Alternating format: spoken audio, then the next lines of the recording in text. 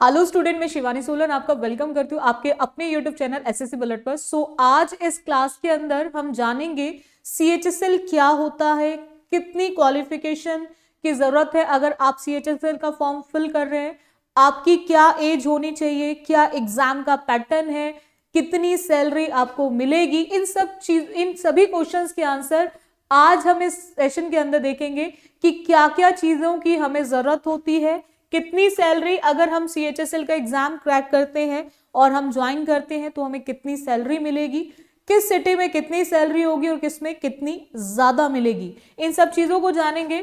यानी कि इसके अंदर मैं आपको आपका syllabus, post salary exam pattern, इन सब चीजों के बारे में आज आपको बताऊंगी।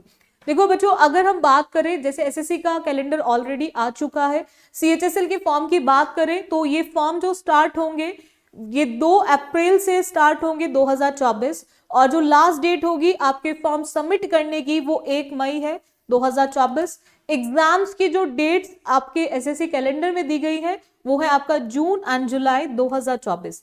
अगर मैं बात करूं सीजीएल, एमटीएस और सीएचएसएल की, तो सबसे पहले आपका जो एग्जाम कराया जाएगा वो आपका सीएचएसएल होगा, आफ्टर दैट आपका सीजीएल और फिर आपका एमटीएस का एग्जाम होगा। अगर हम बात करें, ये तो हो गई डेट्स। अब जब हम फॉर्म को फिल करते हैं तो हमारे माइंड में 2 चीजें आती हैं कि क्या मेरी एज है, मैं सीएचएसएल दे सकता हूं, और दूसरा माइंड में क्वेश्चन क्या आता है कि मुझे क्या कंप्लीट करा होना चाहिए तो मैं फॉर्म को फिल कर सकता हूं या कर सकती हूँ, यानी कि उसकी क्वालिफिकेशन क्या होनी चाहिए। तो अगर आप सीएचएसएल का फॉर्म भरना चाहते हो तो आपको केवल 12th पास आउट होना जरूरी है। अगर आप 12th पास आउट हो तो आप सीएचएसएल के फॉर्म को फिल कर सकते हो। एज की मैं बात करूं तो एज कितनी होनी चाहिए, मिनिमम 18 एंड मैक्सिमम 27, यानी कि 18 से 27 वर्ष अगर आपकी उम्र है तो आप सीएचएसएल के एग्जाम दे सकते हैं। अगर हम आते हैं नेक्स्ट पॉइंट पर कि किन किन पोस्ट के लिए हम सीएचएसएल का एग्जाम देते हैं, यानी कि हमें कौन सी पोस्ट मिलेगी अगर हम सीएचएसएल के एग्जाम को क्रैक करते हैं, तो आपकी एक है एलडीसी। एलडीसी का मतलब आपका लोअर डिविजनल क्लर्क, दूसरा आपका जेएसए है, और एक आपका डीईओ है, डाटा एंट्री ऑपरेटर। ये पे लेवल 4th भी है और पे लेवल 5th भी है, ठीक है, और एक ग्रेड 1 भी है। अगर हम बात करें यहां पर सैलरी की, तो इन पोस्ट की सैलरी क्या रहेगी, ठीक है। अगर आप एज अ एलडीसी जाते हो तो आपकी जो सैलरी मिनिमम है 19,900 और मैक्सिमम की बात करें तो 63,200। सेम जीएसए की बात करें तो 19,900 से लेकर 63,200, ठीक है। अगर आप डीईओ के थ्रू जाते हो तो आपकी मिनिमम जो होगी 25,500 से लेकर 81,100, और अगर डीईओ पे लेवल 4th की बात करें तो आपकी जो सैलरी होगी 29,200 से लेकर 92,300। सेम डीओ ग्रेड 1 की बात करें तो 25,500 से लेकर 81,100। ये आपका पे स्केल रहेगा जब आप एज अ सीएचएसएल में रिक्रूट होते हैं, ज्वाइन करते हैं, तो आप किस पोस्ट पे करते हैं उसके अकॉर्डिंग ये आपका पे स्केल है। अगर हम बात करें एग्जाम पैटर्न की कि इसका एग्जाम पैटर्न क्या होगा, कितने फेजेस हमें फेस करने पड़ेंगे, कितने मॉड्यूल्स होंगे जो हमें क्रैक करके फिर हम उसको ज्वाइन कर सकते हैं। अगर मैं प्री की बात करूं, प्री की मैं बात करूं बच्चों, तो प्री के अंदर 4 सब्जेक्ट आते हैं आपके। एक रीजनिंग, जर्नल अवेयरनेस जिसके अंदर आपका जीएस भी आ जाता है, पॉलिटी, हिस्ट्री, इको, ठीक है, ज्योग्राफी, ये सब आपके इसी का ही पार्ट है, जीके और जीएस, और क्वांट एप्टीट्यूड और इंग्लिश कॉम्प्रिहेंशन। चारों सब्जेक्ट की प्री के अंदर टियर 1 के अंदर वेटेज इक्वल है, क्योंकि चारों ही 25-25 क्वेश्चंस को लेकर आएंगे।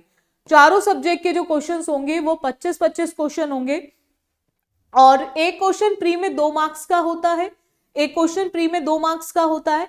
यानी कि अगर मैं मार्क्स की बात करूं तो चारों के 50-50 मार्क्स, और आपका जो क्वेश्चन पेपर होगा 100 क्वेश्चंस लेकर आएगा, 200 मार्क्स, और 100 क्वेश्चंस के लिए आपको टाइम कितना दिया जाएगा, 60 मिनट्स। अब बहुत सारे ऐसे स्टूडेंट्स हैं जिनके माइंड में एक डाउट आता है कि बहुत सारे ऐसी चीजें होती हैं कि जब बच्चा पहली बार तैयारी कर रहा होता है, शायद जीके जीएस की मैं बात करूं, कुछ पॉइंट छूट गए और वो क्वेश्चन में एग्जाम में आ गया जो पॉइंट उन्होंने पढ़े नहीं, अब उनको थोड़ा बहुत डाउट है, पहले कभी पढ़ा हो, तो ऐसे क्वेश्चंस को हम अटेम्प्ट करते, हमारे माइंड में एक क्वेश्चन आता है कि अगर मैंने कहीं गलत उत्तर लगा दिया तो क्या मेरा सही तो नहीं चला जाएगा, यानी कि नेगेटिव मार्किंग की बात की जा रही है। तो क्या नेगेटिव मार्किंग होती है? तो डेफिनेटली यहाँ पे नेगेटिव मार्किंग होगी, और नेगेटिव मार्किंग जो होगी 0.5 की नेगेटिव मार्किंग होगी फॉर ईच रॉन्ग आंसर। तो जब भी कहीं भी तुक्का लगा रहे हो आप, कोई भी गेस वर्क कर रहे हो, तो गेस करते हुए आपको एक चीज अपने माइंड में रखनी है कि वो गेस वर्क कहीं ना कहीं आपके सही आंसर को भी ले जाएगा, क्योंकि यहां पर आपकी 0.5 की नेगेटिव मार्किंग होगी अगर मैं टीयर 1 की बात करूं। चलेगा, नेक्स्ट आते हैं। इसके बाद सीएचएसएल में टीयर 2 भी है, वही सीजीएल की तरह 2 फेजेस, जैसे सीजीएल में प्री मेंस, सेम सीएचएसएल के अंदर एक प्री और फिर आपका मेंस। अगर मैं मेंस की बात करूं तो मेंस के अंदर आपके 2 सेक्शंस रहेंगे। सेक्शन 1 की मैं बात करूं तो यहां पर आपके मॉड्यूल 1 और मॉड्यूल 2, इसमें क्या रहेगा, एक मैथमेटिक्स रहेगा और रीजनिंग, ये दोनों एक साथ एक सेक्शन में आएंगे, ठीक है।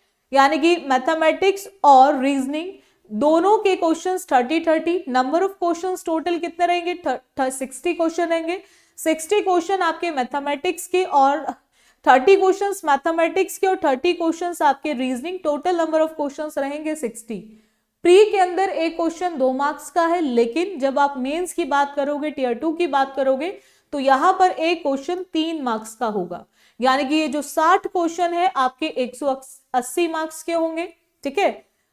और ये 60 क्वेश्चंस के लिए अगेन आपको टाइम कितना मिलेगा, 1 घंटा, ठीक है, क्योंकि जो टीयर 2 है वो आपके 2 घंटे 15 मिनट का होगा। अब आते हैं हमारे सेक्शन 2 पे। सेक्शन 2 में अगेन 2 है सब्जेक्ट है, एक इंग्लिश लैंग्वेज और एक जर्नल अवेयरनेस, यानी कि जीके और जीएस वाला पार्ट, ठीक है। पॉलिटी, हिस्ट्री, ज्योग्राफी, ये सब आपका इसके अंदर आ जाएगा जर्नल अवेयरनेस के अंदर। अब यहां पर देखो इन्होंने एक चीज करी है, जो कैलकुलेशन वाले दोनों सब्जेक्ट थे जिनमें कैलकुलेशन की जरूरत होती है उनको एक सेक्शन में डाल दिया, और जिनमें दोनों जो लैंग्वेज बेस्ड है उन दोनों को एक साथ डाल दिया, ठीक है। लेकिन यहां पर भी क्वेश्चन आपके सेम हैं, जितने क्वेश्चंस आपके मैथमेटिक्स और रीजनिंग के हैं उतने ही क्वेश्चन इंग्लिश और जर्नल अवेयरनेस, यानी कि यहाँ पे भी नंबर ऑफ क्वेश्चंस कितने हैं, 60, 30-30 दोनों के लिए। और 60 क्वेश्चन कितने मार्क्स के रहेंगे, 3 मार्क्स के अकॉर्डिंग 180 क्वेश्चन, यानी कि 60 क्वेश्चन 180 मार्क्स के, ठीक है।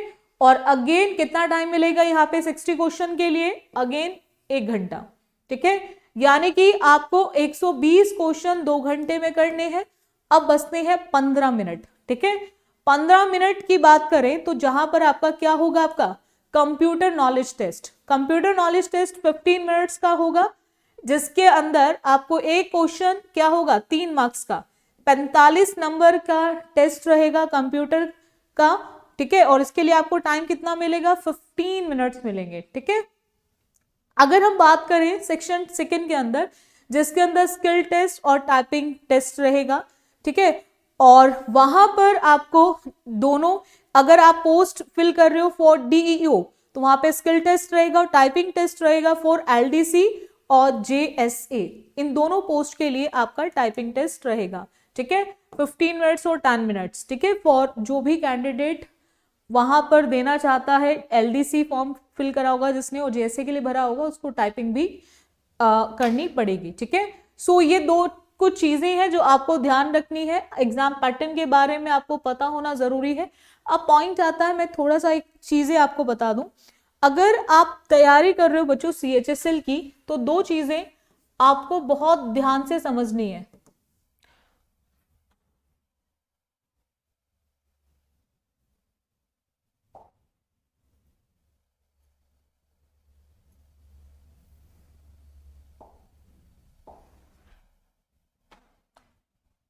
आपने अभी 12th पास आउट किया है, ठीक है, अभी 12th के एग्जाम दिए हैं, या आपको तैयारी करते हुए 1 साल हो गया, या फिर आपको तैयारी करते हुए 2 साल हो गए।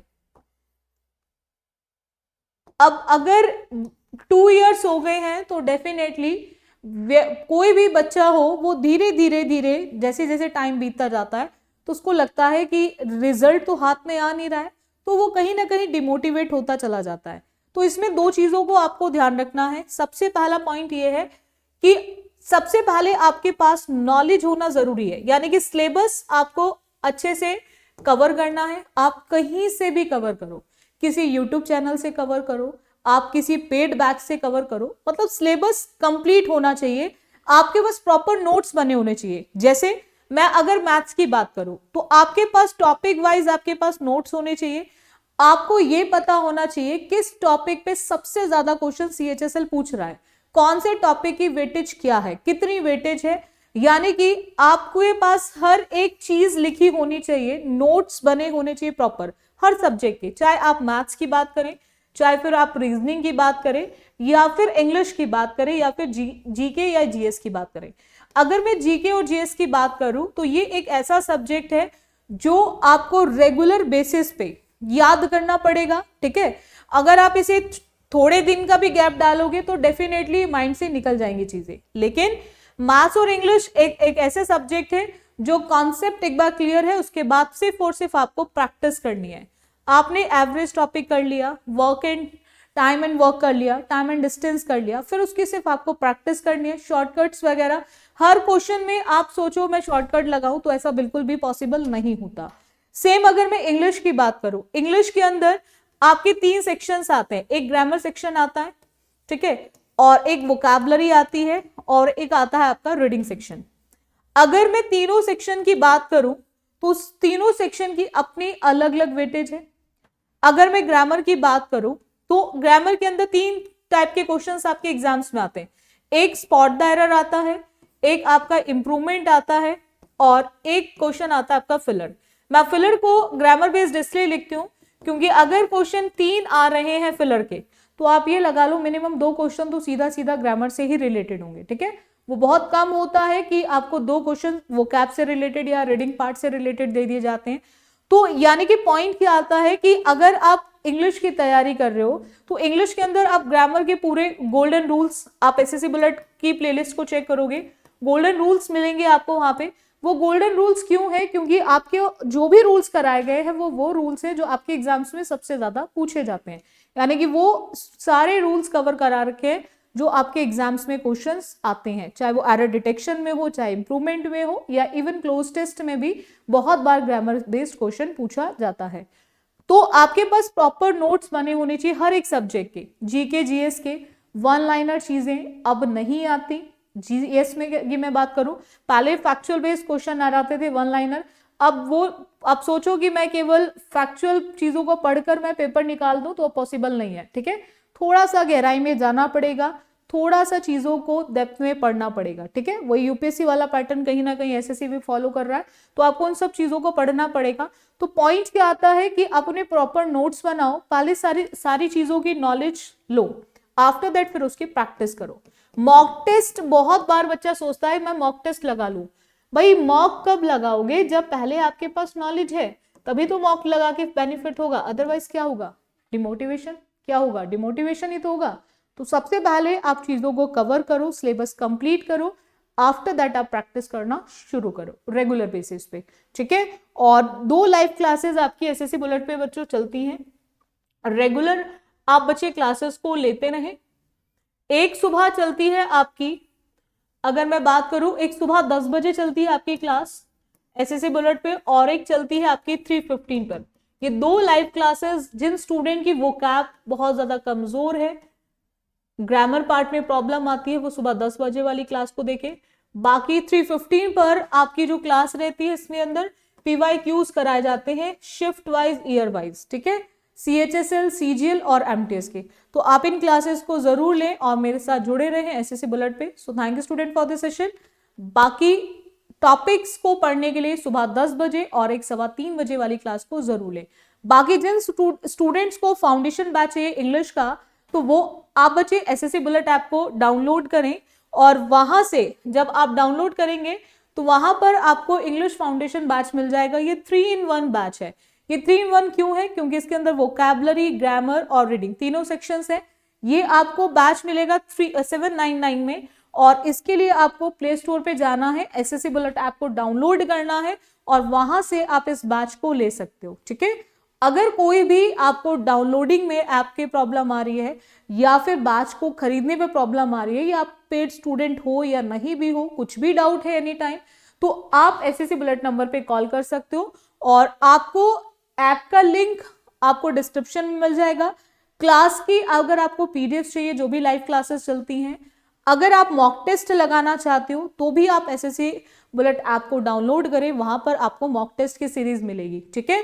और ऐप का अगर लिंक चाहिए तो आपको हर सेक्शन के जो भी आपकी क्लासेस होती है उसके डिस्क्रिप्शन में जाओगे तो वहां पर आपको ऐप का लिंक भी मिलेगा, प्लस टेलीग्राम का लिंक भी मिल जाएगा। टेलीग्राम पर आपकी पीडीएफ डलती है हर क्लास की, जो भी लाइव क्लासेस चलती हैं उनकी जो पीडीएफ है वो आपके टेलीग्राम पे अपडेट हो जाती है आफ्टर लाइव क्लास, ठीक है।